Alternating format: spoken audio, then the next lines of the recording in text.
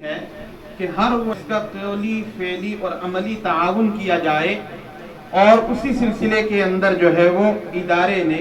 اور انجمن کاروان ادب نے مل کر یہ ارادہ کیا ہے کہ وہ اساتذہ کرام جنہوں نے ہمارے خطے میں ایک نمایاں کردار ادا کیا ہے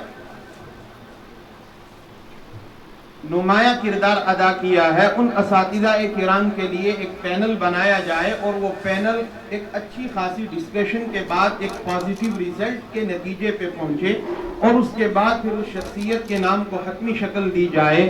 تو اللہ کا فضل و کرم ہے کہ جب ہماری مشاورت ہوئی تو اس مشاورت کے اندر جو ایک استاذ الاساتذہ جن کے ہزاروں شاگرد ہیں، جو اعلیٰ ادنا اور متوسط بڑے بڑے عہدوں پہ پہنچے ہیں، ان میں ادارے اور انجمن کاروان ادب کے اشتراک سے ایک نمایاں نام جو ابھر کر آیا ہے وہ عالی جناب گردھاری لال شرما صاحب کا ہے۔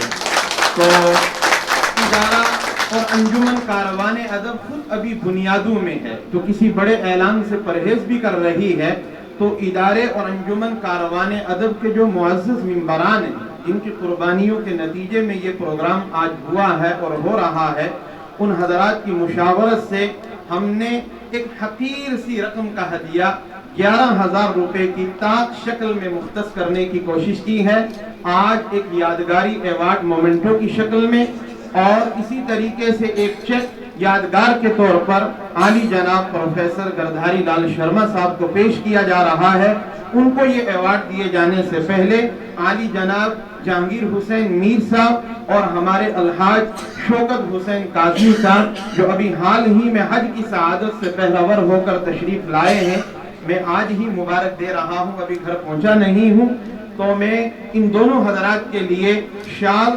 اوڑھنے کے سلسلے میں پروفیسر گردھاری لال شرما صاحب سے درخواست کروں گا کہ ان دونوں مہمانان گرامی قدر کی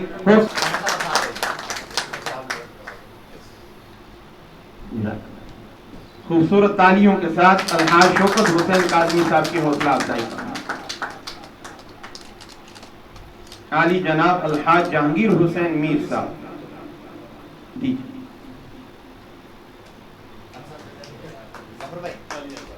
ڈاکٹر ظفر صاحب آپ اسٹیج پہ رہیں گے۔ ڈاکٹر عزیز چوہان صاحب کہاں جی؟ آپ بھی ڈاکٹر عبدالرزاق صاحب، ڈاکٹر عتیق صاحب جو انجمن کے بنیادی ممبران ہیں، وہ سر کو جب ایوارڈ دیا جائے تو آپ اسٹیج پہ تشریف لے آئیں۔ میں